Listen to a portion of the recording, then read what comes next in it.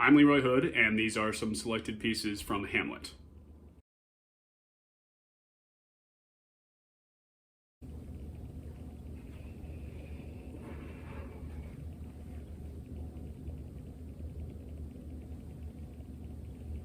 Oh, that this too solid flesh would melt, thaw, and resolve itself into a dew.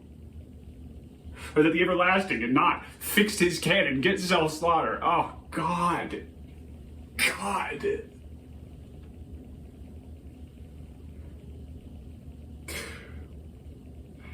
How weary, stale, flat, and unprofitable seem to me all the uses of this world. Fiant. Fine. 'Tis an unweeded garden that grows to seed. Things rank and gross in nature possess it merely. That it should come to this. But 2 months dead. Nay, not so much, not 2. So excellent a king it was to this Tiberian, to a satyr. So loving to my mother, that he might not but deem the winds of heaven visit her face too roughly. Heaven and earth must I remember. Why, she would hang on him, as if increase of appetite had grown by what it fed on, and yet within a month, let me not think on't. Frailty, thy name is woman.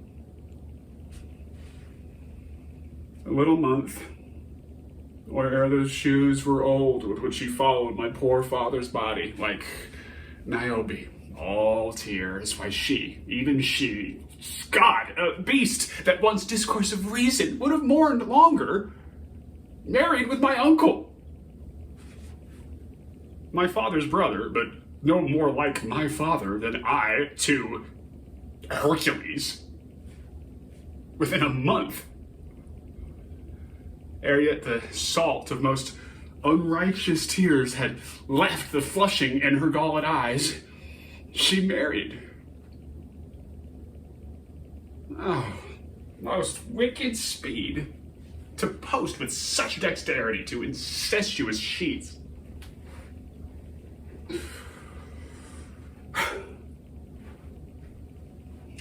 It is not, nor it cannot come to good. But break my heart, for I must hold my tongue.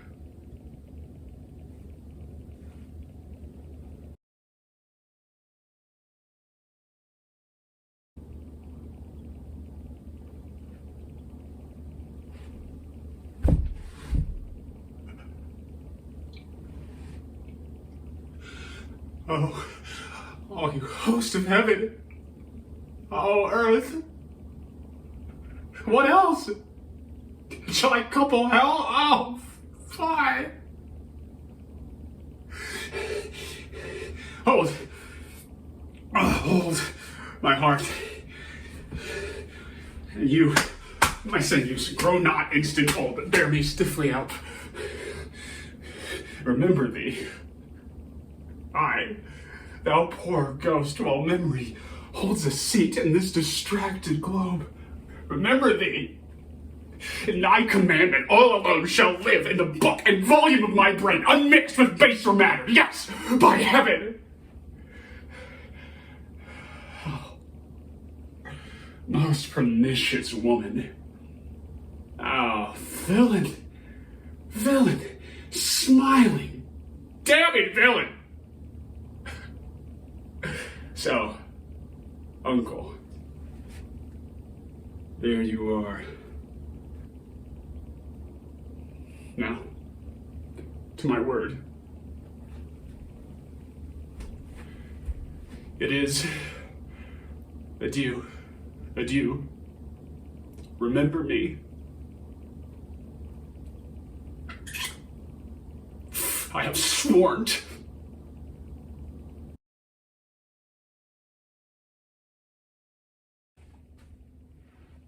Aye, so, God be with ye.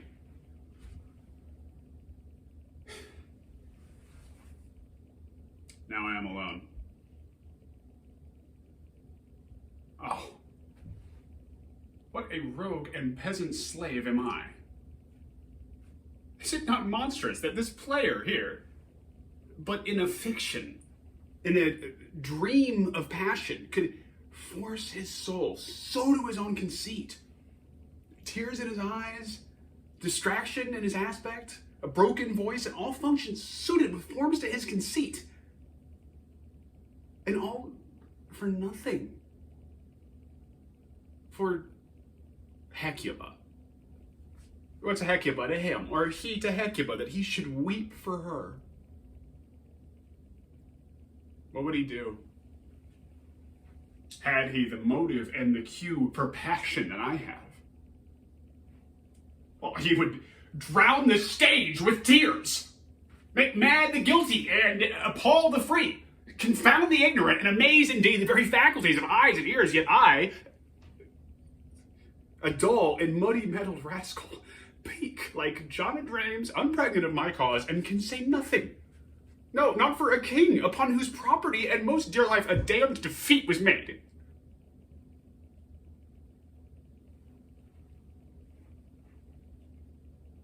Am I a coward?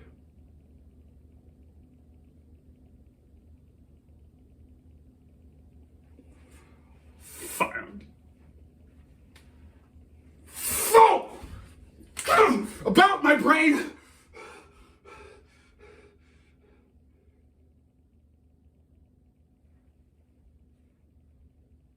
I have heard that guilty creatures sitting at a play have, but a very cunning of the scene, been struck so to the soul that presently they have proclaimed their malefactions. For murder, though it has no tongue, will speak with most miraculous organ. I'll have these players play something like the murder of my father before mine uncle. I'll observe his looks. I'll tint him to the quick. If he but blench, I know my course. The spirit I have seen may be the devil, and the devil hath power to assume a pleasing shape, yea, and perhaps abuses me to damn me. I'll have grounds more relative than this. The play's the thing, wherein I'll catch the conscience of the king.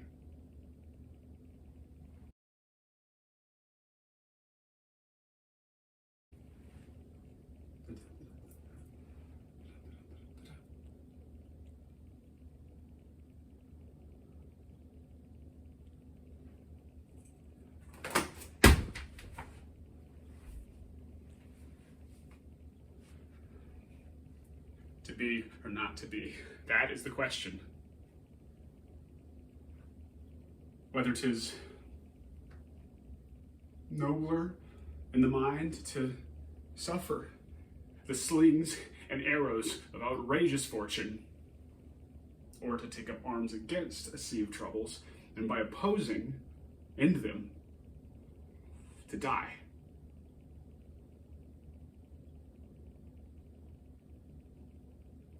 To sleep. No more. And by a sleep, to say, we end the heartache and the thousand natural shocks the flesh is heir to. 'Tis a consummation devoutly to be wished, to die, to sleep, to sleep, which is to dream. Aye. There's the rub. For in that sleep of death, what dreams may come when we have shuffled off this mortal coil must give us pause There's the respect that makes calamity of so long life. For who would bear the whips and scorns of time? The oppressor's wrong, the proud man's contumely, the pangs of despised love, the law's delay, the insolence of office, the spurns that patient merit of the unworthy takes, when he himself might as quiet as mate with a bare bodkin. Who would Farrell's bear to grunt and sweat under a weary life, but that the dread of something after death? The undiscovered country, from whose bourne no traveler returns, puzzles the will, then makes us rather bear those ills we have than fly to those we know not of. Thus, conscience does make cowards of us all, and thus the native hue of resolution is sicklied o'er with a pale cast of thought, and enterprises of great pith and moment, with this regard, their currents turn awry and lose the name of action.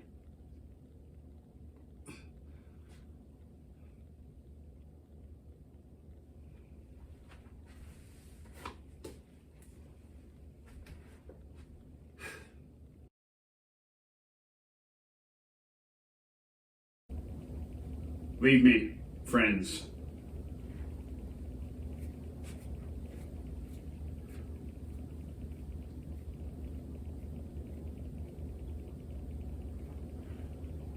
"'Tis now the very witching time of night, when churchyards yawn and hell itself breathes out contagion to this world. Now could I drink hot blood and do such bitter business as the day would quite to look on. But soft, not of my mother. Let me be cruel, not unnatural. I will speak daggers to her, but use none. Let my tongue and soul in this be hypocrites, and my words, howsoever she be, shan't. To give them seals, never my soul consent."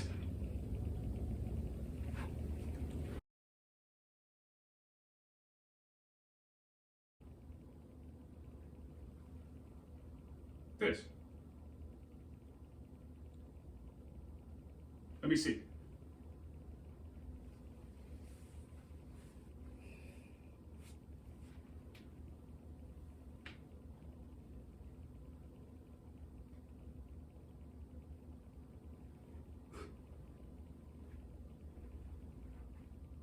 Alas, poor Yorick. I knew him, Horatio. A fellow of infinite jest, most excellent fancy. He hath borne me on his back 1,000 times. Here hung those lips that I have kissed, I know not how oft. There be your jibes now, your gambols, your songs, your flashes of merriment that were wont to set the table on our roar. Not one now, to mock your own grinning?